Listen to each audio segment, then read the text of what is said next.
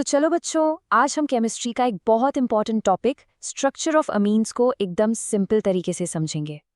चलो एक सिंपल सवाल से शुरू करते हैं जो आपने लैब में जरूर देखा होगा। अमीन्स रेड लिटमस पेपर को ब्लू क्यों कर देते हैं?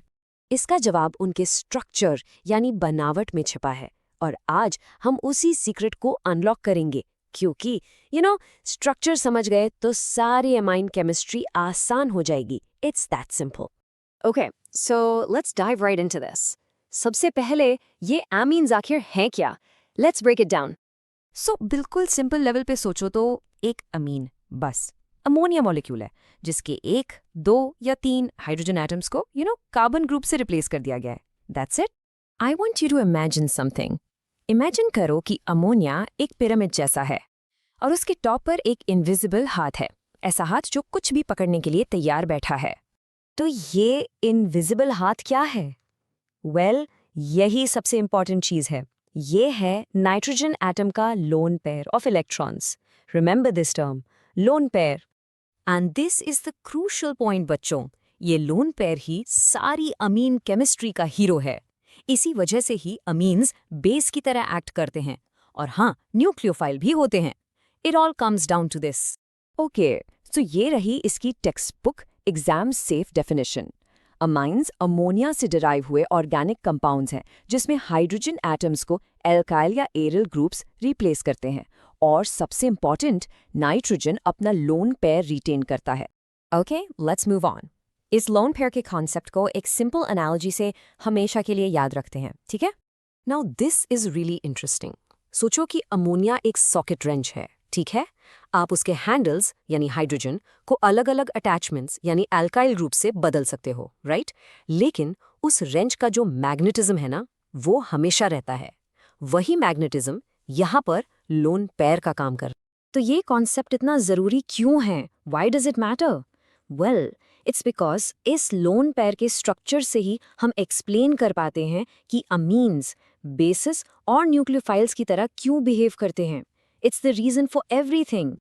राइट, अब अपने दिमाग में एक क्लियर पिक्चर बनाते हैं ताकि ये कॉन्सेप्ट हमेशा के लिए लॉक हो जाए। Picture this with me, step by step. पहले एक सेंट्रल नाइट्रोजन एटम लो, फिर उससे 3 बॉन्ड्स नीचे की तरफ बनाओ, एक पिरामिड बेस की तरह। सिंपल। और अब सबसे इंपॉर्टेंट स्टेप, ऊपर की तरफ एक लोन पेयर ऑर्बिटल बनाओ। ये बिल्कुल एक रिएक्टिव एंटेना की तरह काम करता है। एक ऐसा एंटेना जो हमेशा H+ आयन्स या दूसरे इलेक्ट्रॉन डेफिशिएंट मॉलिक्यूल्स को अट्रैक्ट करने के लिए रेडी रहता है। And this brilliantly illustrates the final shape, a trigonal pyramidal geometry जहां नाइट्रोजन sp3 हाइब्रिडाइज्ड है। ये पॉइंट बिल्कुल क्लियर होना चाहिए। It's very important for your exams. चलो अब देखते हैं कि ये रिएक्टिव एंटेना वाला स्ट्रक्चर रियल लाइफ में एक्शन में कैसे काम करता है। तो हमारे पहले सवाल का जवाब यही है।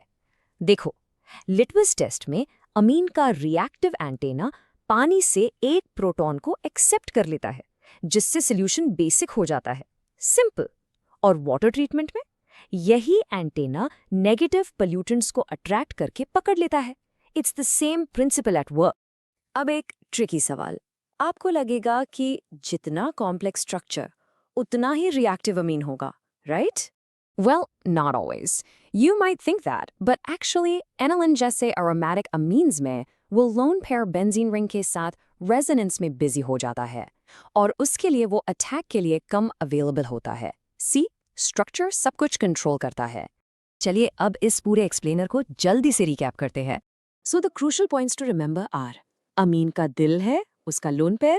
हमेशा उस पिरामिड स्ट्रक्चर को रिएक्टिव एंटेना के साथ इमेजिन करो और यही स्ट्रक्चर उनके बेसिक नेचर और एप्लीकेशंस को एक्सप्लेन करता है, जैसे लिटमस टेस्ट में। बस ये 3 चीजें याद रखना, the pyramid, the lone pair और एक एग्जाम्पल। अगर ये याद है तो ये टॉपिक एग्जाम में बहुत आसान लगेगा। Trust me, you got this.